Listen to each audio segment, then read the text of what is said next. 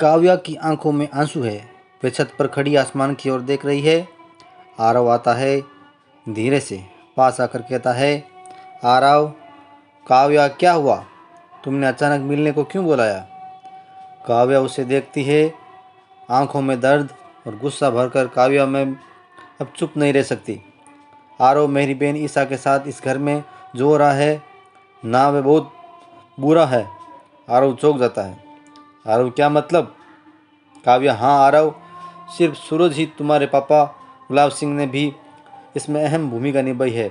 उन्होंने सूरज को उकसाया है कि ईशा पर अत्याचार करो, उसका आत्मसम्मान तोड़ो, उससे उसका हक छीनो।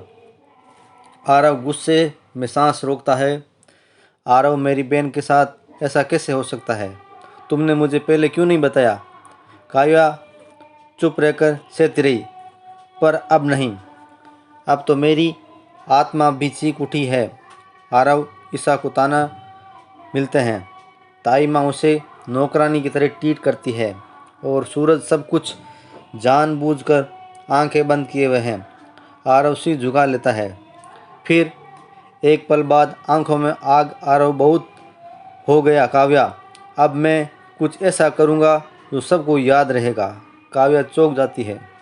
काव्या, क्या करोगे? आरव, काव्या, मुझसे शादी करोगी? काव्या चौंक कर पीछे हटती है। काव्या, क्या? आरव दृढ़ निश्चय से कहता है। आरव, हाँ, शादी, लेकिन प्यार के लिए नहीं, इंसाफ के लिए। मैं तुम्हारे साथ शादी करूँगा और सूरज के घर में रहूँगा, ताकि सबको एहसास हो कि जब अपनी बेटी को कोई तकलीफ़ देता है तो कैसा लगता है। काव्या सोच में पड़ जाती है। फिर उसकी आंखों में भी वही आग चमकती है। काव्या, झूठे रिश्तों से बेहतर है सच्चे मकसद वाली शादी। ठीक है आरव, मैं तैयार हूँ। कट्टू मंदिर शादी हो रही है। आरव और काव्या वरमाला पहनते हैं। पंडित फेरे शुरू करता है। सभी रस्में सादगी से हो रही है। बैकग्राउंड में धीमी संगीत। फेरे खत्म होते हैं। आरव काव्या का हाथ पकड़ कर कहता है, आरव, अब चलो सूरज के घर सीधा सामना करेंगे।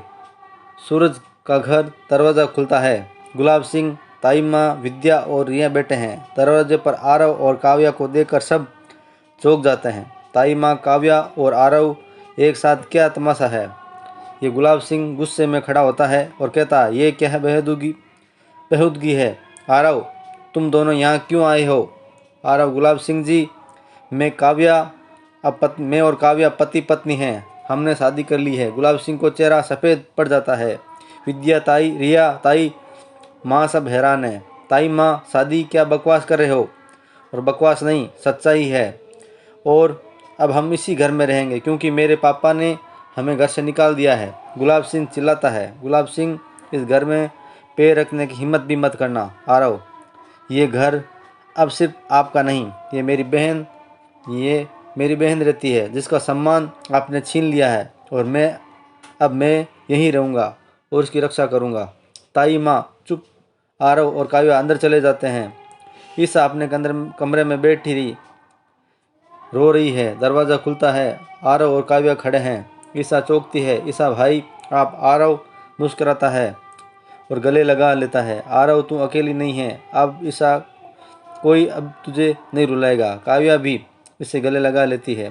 डाइनिंग टेबल, गुलाब सिंह, ताई माँ, रिया और बंदी बैठे हैं। आरव और काव्या आकर कुर्सी पर बैठ जाते हैं। गुलाब सिंह चिल्लाता है, तुम लोग हमारे साथ खाना खाओगे? आरव, क्यों नहीं, यह घर हमारा भी है। अब जब तक ईशा को इसका हक नहीं मिलता हम यहीं रहेंगे। ताई माँ कभी नहीं मानेंगे हम ईशा को बहू। आरव, तो मैं भी अब तक यहाँ से नहीं जाऊँगा।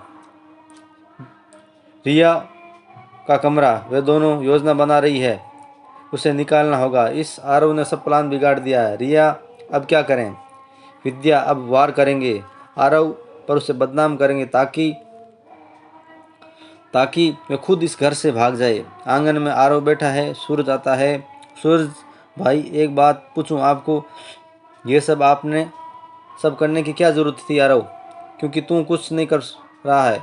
ईसा तेरी पत्नी है और तू खड़ा नहीं हुआ। सूरज शायद मैं डर गया। आरव अब समझ आया है। आरव तो अब समय है ईसा का साथ देने का। गुलाब सिंह अकेले बैठे हैं, पुरानी तस्वीरें देख रहे हैं। उनकी आंखों में पश्चाताप आता है। मन में कहते हैं शायद मैंने बहुत बड़ी गलती की। पूरा परिवार हॉल में खड़ा है। आरव बोलता है आज एक बात साफ कर दो, या तो ईसा को बहू मानो या मैं काव्या हमेशा के लिए इस घर से चले जाएंगे। सन्नाटा। ताई माँ धीरे धीरे चलती है, ईसा के पास आती है। ताई माँ, ईसा तुम हमारी बहू हो, हमें माफ़ कर दो। ईसा रोने लगती है। सूरज भी आगे आता है। सूरज, मैंने बहुत गलत किया।